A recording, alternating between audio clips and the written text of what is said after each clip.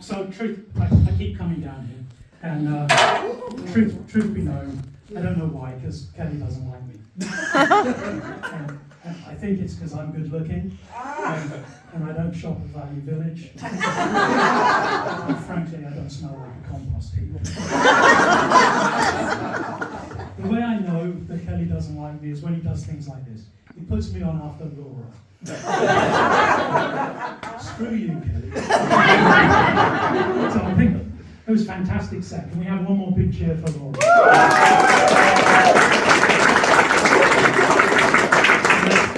That's great, thank you, Robbie. You should be able to edit that.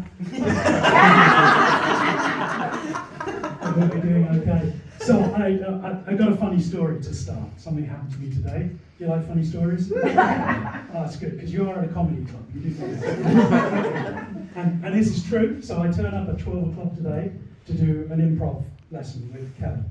And yeah, if you think my stand-up's bad, you don't want to see the improv. Well, I said to him, I'm going to do my Welland set. I've been working on it for weeks. And he looks at me very disappointed. And but then he smiles because he has to do the very positive encouragement, right? And he says, "Oh, you really shouldn't do that because somebody else is doing well." And I said, "Well, Kelly, why don't you just tell them not to do well?" And he said, "Well, I'm not going to do that because they're funny." Anyway, so basically, I go put the microphone down for this. I don't want you to feel bad about it, Kelly. Writing, rehearsals, 4.5 freaking hours to put something else together. This is going to be a little bit rough and ready. So anyway, what I'm not going to be able to tell you is the fantastic joke that I had about the fact that I live in Wainfleet, which is near Welland. And Wainfleet, I don't know whether you know it, but in the Wainfleet marshes, there are believed to be a family of cougars. And the observation I was going to make, that Welland has its own family of cougars. They can be found in Mr. Mike's on a Tuesday night. And whereas when I'm very cautious walking in the Wainfleet wetlands, because I might be of interest to the cougars for lunchtime snack, I am quite safe in Mr. Mike's because they are looking for fresh flesh. And we're also not going to be able to do the rather wonderful set that I had about how wonderful the Rose City Comedy Club was. It would actually fit quite nicely into this set, but I just wanted to say fuck you, Kelly. So fortunately, there was a scene in the previous set about my mother and my brother crossing the border. And that reminded me of some border incidents, and so I thought I'd just talk about some things that have happened to me crossing the border. So the first was, and I've talked about this here before, when I first came to Canada, I arrived and the person said to me, occupation. And being an English person, extremely sarcastic and thinking myself quite funny, I said to them, "No, I'm just here on a vacation." This is a joke that I thought I could get away with in Canada. Not a particularly good joke for Germans that are travelling in Europe. It's a very bad joke if you're a Russian trying to enter the Ukraine. It's not advisable for Israelis to go in Gaza at the moment.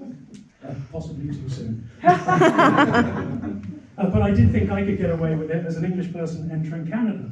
And I would have done were it not for the fact that it was a First Nations person who was interviewing me, and he was a bit sensitive to the occupation issue. So that didn't go down too well. But I then went on to further incidents of customs, crossing borders. So there was a time when I was still living in the UK, but I was visiting Montreal on business. And it was a cold, wet day. But despite the fact that I was on business, I did happen to have my skis with me.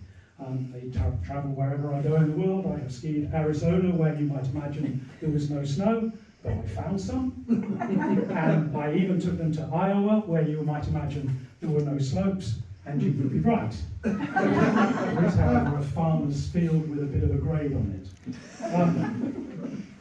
So anyway, I decided that it's a cold, wet day. I'm going to cross the border. I'm going to go to America, and I'm going to ski Jay Peak. And it's early in the morning, wet Sunday morning, and across the border, the Canadians watch me go across the border, and because they've got nothing else to do. I'm the only person doing it. I arrive in America. As an English person, I have to pay $17 for a visa waiver, and you have to pay it in US dollars. I'm an international traveller. I get my wallet out.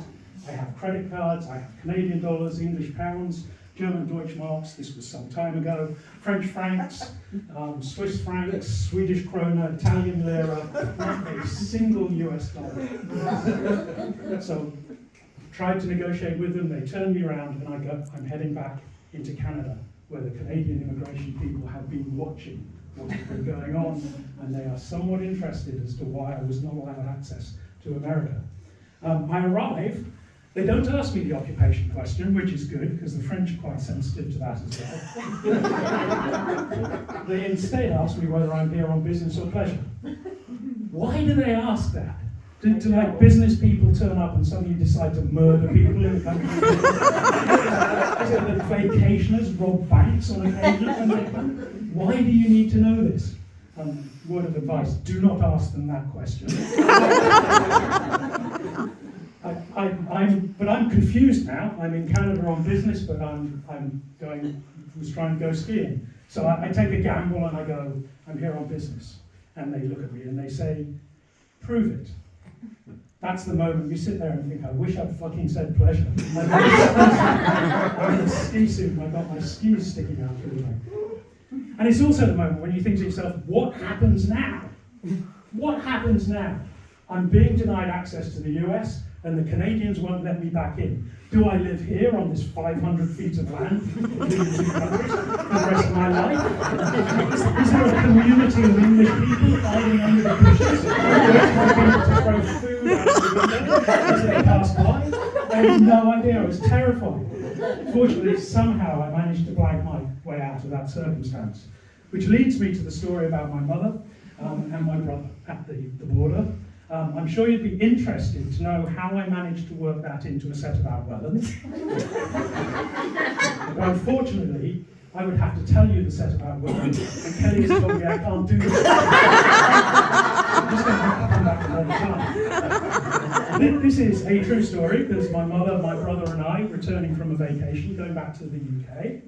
And my brother, it's got to be said, is possibly the most suspicious-looking character in the world. And he is pulled over by customs in order to be interviewed and his bags inspected. And, frankly, if I was a customs officer, every time my brother crossed the border, I would search him. But my mother was incensed by the whole idea that somebody could consider one of her wonderful children to have broken any law anywhere. So she berated him until he let my brother go. I have been taking my mother on holiday with me ever since. No idea what I've managed to get away with. My mother is a wonderful, wonderful character. She's dead now, but I loved her to death.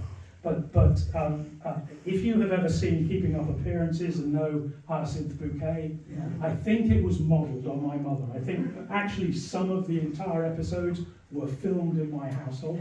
That was my mother. And she had no self-awareness whatsoever. And this is absolutely true. There was one day she was standing at the curtains watching what the neighbours were doing. And I accosted her and I said, Mother, that's a little bit nosy. And she said, oh, Neil, darling, I'm not being nosy. I'm just interested in what the neighbours are doing. And it's true, she was just interested in what the neighbours were doing. Later in life, as I'm afraid tends to happen to people, she became a little racist, and I decided I had to tackle her on one of the issues. And she said, oh, Neil, darling. He said, oh, Neil, darling came up a lot in our conversations. Oh, Neil, darling, I'm not racist. We've always treated the servants very well. And once again, it's true. She treated the servants very well. No racism involved whatsoever. And if you think my mother's funny, you want to get me on stories about my father, but I don't have time for that now. I just want to finish by saying, you've been a fantastic audience. Give yourself a round of applause.